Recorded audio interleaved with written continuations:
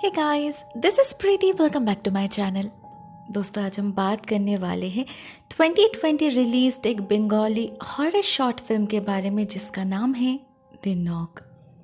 ये कहानी स्टार्ट होती है एक अंधेरे रात से, जब एक घर के दरवाजे पे कोई जोर जोर से धक्का देने लगता है। पहले तो घर के केयरटेकर किसी तरह के कोई रिस्पॉन्स नहीं करते, मगर बाहर से कंटिन्यूअसली कोई बुला रहा था, तो परेशान होके उन्हें अल्टीमेटली दरवाजा खोलना ही पड़ता है। पता चलता है बाहर एक कपल आए हुए हैं, रियाद एंड शर्मिन नाम से। न्यूली मैरिड है वो दोनों, अपने हनीमून से घर लौट रहे थे, मगर इस गांव के पास आते ही उनकी गाड़ी खराब हो गई। आसपास कोई दुकान खुला नहीं था, ना कोई आदमी दिख रहा था, इसीलिए मजबूरन उन्हें यहाँ आना पड़ा। वो केयरटेकर से बहुत रिक्वेस्ट करते हैं आज रात के लिए उन्हें यहाँ रुकने देने के लिए। मन्नू भाई राजी तो हो जाते हैं, लेकिन उन्हें कुछ शर्त देते हैं। उनमें से पहला शर्त ये था कि किसी भी कीमत पर वो लोग इस घर से बाहर नहीं निकलेंगे, एंड सेकेंडली, कुछ भी हो जाए घर का दरवाजा नहीं खोलना। मन्नू भाई के बर्ताव से रियाद को काफी अजीब लगता है। वो इतना ज्यादा ओवर रिएक्ट क्यों कर रहे हैं, और ये सारे कंडीशंस क्यों? तब मन्नू भाई बताते हैं आज की रात बहुत ही भयानक है।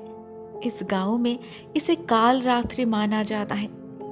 इस समय घर से निकलना तो दूर की बात है, कोई खिड़की भी खुला नहीं छोड़ता, इसीलिए ही तो उन्हें रास्ते पर कोई नहीं दिखा। उनके बातों से रियाद को तो हंसी आ जाती है। काल रात्रि, भला ये कैसी रात है? आज के जमाने में भी ये सब कौन मानता है? लेकिन शर्मिन बहस करना नहीं चाहती थी। उन्हें रास्ते पर रात बिताना नहीं पड़ रहा था, यही बहुत बड़ी बात थी उसके लिए। तो वो कंडीशंस पे राजी हो जाती है और मन्नू भाई उनके लिए एक कमरा खोल देते हैं, साथ में खाने का इंतजाम भी कर देते हैं। लेकिन वो कुछ भी करे, उनके चेहरे से डर का साया नहीं हटता। वो बार बार इन दोनों को वार्न करने लगते हैं। इनफैक्ट एक पॉइंट पे तो वो उन्हें ज्यादा आवाज करने से भी मना करते हैं। तब शर्मिन और खुद को रोक नहीं पाती। वो पूछ ही लेती है कि असल में मामला क्या है, वो किससे इतना डर रहे हैं।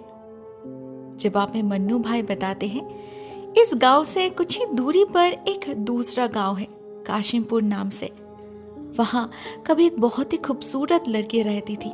सारे लड़के उसके दीवाने थे, मगर उसके दिल में बस एक ही बसता था, जिसे वो जी जान से प्यार करती थी, और बहुत जल्द दोनों की शादी भी होने वाली थी। मगर शादी से ठीक 2 दिन पहले उस लड़की को पता चला कि उसका बॉयफ्रेंड एक्चुअल में एक कैरेक्टरलेस बंदा है। उसके अलावा और भी कई सारे लड़कियों से चक्कर है उसका। ये लड़की इतना कड़वा सच बर्दाश्त नहीं कर पाती।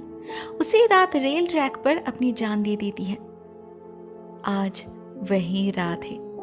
लोगों का मानना है हर साल इसी समय उसकी अतृप्त आत्मा जाग उठती है, अपने प्रेमी को ढूंढते रहती है बदला लेने के लिए, और अगर कोई कपल उसे दिखे तो वो लड़के को मार डालती है।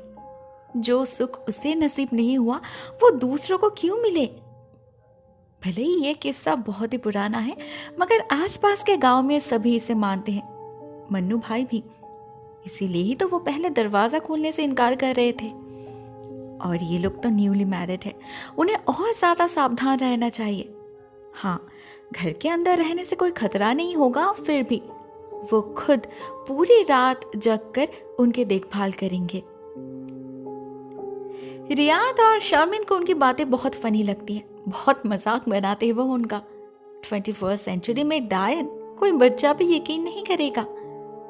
कुछ देर बाद सभी जाकर सो जाते हैं। बाहर वेदर बहुत ही खराब हो रहा था, तूफान आने वाला था शायद। कुछ घंटे बाद अचानक एक आवाज से शर्मिन की नींद टूट जाती है। उसे लगता है दरवाजे पे कोई दस्तक दे रहा है। कोई लड़की चिल्ला चिल्ला कर दरवाजा खोलने के लिए कह रही है। उसे यह भी लगता है कि जरूर उन्हीं की तरह कोई मुसाफिर होगा, तो वो अपने हस्बैंड को जगाती है और दोनों मिलकर देखने जाते हैं। उधर तब तक मन्नू भाई भी वहां पहुंच चुके थे, मगर दरवाजा खोलने के बदले वो चुपचाप खड़े आवाज बंद होने का इंतजार कर रहे थे। आज रात और कोई रिस्क नहीं लेना था उन्हें। जब रियाद वहां जाता है वो उसे भी रोकने की बहुत कोशिश करते हैं, मगर रियाद को उनके फालतू स्टोरी में कोई यकीन नहीं था। बाहर कोई खतरे में है और वो लोग एक बेबुनियाद डर से छुपकर बैठे रहे, हरगिज नहीं। एक झटके में दरवाजा खोल देता है वो, और साथ ही साथ एक लड़की अंदर चली आती है। एक बेहद खूबसूरत लड़की, डर और टेंशन में कांप रही थी बेचारी। वो बताती है उसका नाम निशी है। वो ट्रेन से शहर की तरफ जा रही थी, मगर इसी स्टेशन पर ट्रेन रुक जाती है और काफी देर तक रुकी रहती है। उसे बहुत भूख लग रही थी तो वो स्टेशन पे उतर जाती है दुकान ढूंढने के लिए, लेकिन उसे एक भी दुकान खुला नहीं मिलता और उधर उसकी ट्रेन भी छूट जाती है। सुनसान स्टेशन पर अकेले कब तक खड़ी रहती वो, इसीलिए ही यहाँ चली आई। बस आज रात की बात है, कल सुबह होती है वो निकल जाएगी। अब एक इतनी खूबसूरत लड़की इतना रिक्वेस्ट कर रहे हैं, रियाद तो उसे देखकर ही हाँ कर देता है। मन्नू भाई के ना करने के बावजूद उसे तो इतना डर लग रहा था कि वो निशी के आसपास भी नहीं जा रहे थे। लेकिन रियाद ऑलरेडी पिघल चुका था। वो तो निशी को उनके साथ कल सुबह गाड़ी से जाने का भी ऑफर देता है, लेकिन निशी उसे ज्यादा फ्लैटन नहीं करती। मन्नू भाई उसे कमरा खोल देते हैं और वो जाकर सो जाती है। उधर शर्मिन को भी इस लड़की पर शक हो रहा था। उसकी कहानी कुछ ज्यादा ही फेक नहीं लग रही। पता नहीं कौन है, क्या इरादा है। टेंशन में बाकी रात उसे और नींद नहीं आती, और कुछ देर बाद ही उसे फिर से कुछ आवाजें सुनाई देने लगती हैं। ये आवाज घर के अंदर से आ रही थी। ऐसा लग रहा था जैसे कोई रो रहा है, बहुत दर्द में है कोई, बहुत तकलीफ हो रही है किसी को। शर्मिन खुद को रोक नहीं पाती। रियाद को बुलाने से भी वो नहीं उठता तो वो अकेले ही जाती है देखने। आवाज को फॉलो करके जैसे वो घर के ड्राइंग एरिया में जा पहुंचती है, अचानक ही घर का बैक डोर खुल जाता है उसके सामने, और शर्मिन को लगता है बाहर कोई है। उसका दिमाग कह रहा था उसे जाना नहीं चाहिए, फिर भी वो जाती है। उसे जैसे कोई खींच रहा था। इस घर के पीछे उसे एक छोटा सा तालाब नजर आता है, जिसके सीढ़ियों पर कोई बैठा था। जैसे शर्मिन उसके पास जाती है, वो देखती है ये तो रियाद है, उसे अपने पास बुला रहा है वो। शर्मिन समझ नहीं पाती रियाद यहाँ क्या कर रहा है, कब आया वो यहाँ। उसने जब देखा था तब तो वो सो रहा था। जब शर्मिन यही सब सोच रही थी, उसी बीच अचानक से ही रियाद कहीं गायब हो जाता है, शर्मिन के आंखों के सामने से ही, और बदले में उसके पीछे आ पहुंचती है निशी। बहुत ही अजीब दिख रही थी वो। उसके चेहरे पर एक बहुत ही क्रीपी स्माइल था। पता नहीं उसमें ऐसा क्या दिखा। शर्मिन बहुत जोर जोर से चिल्लाने लगी और ये सीन यहीं पर कट हो गई। नेक्स्ट सीन में सुबह हो चुकी थी। रियाद मैकेनिक बुलाकर गाड़ी भी ठीक कर चुका था। अभी बस उनके निकलने की देर थी, लेकिन बार बार बुलाने पर भी शर्मिन की नींद नहीं टूट रही थी। बहुत मुश्किल से उसे जगाता है रियाद। हम देखते हैं शर्मिन के चेहरे पर एक अजीब सा कंफ्यूजन है। शायद कल जो हुआ उसका ही असर होगा। जरूर उसने सपना देखा था, तभी तो इतनी डरी हुई है। वो रियाद से कुछ नहीं कहती, जल्दी से तैयार होती है और निकल पड़ती है। निकलने से पहले रियाद निशी के कमरे में जाना नहीं भूलता। उसे लिफ्ट चाहिए या नहीं ये जानने, मगर वो तो ऑलरेडी निकल चुकी थी। मन्नू भाई ने भी उसे नहीं देखा था।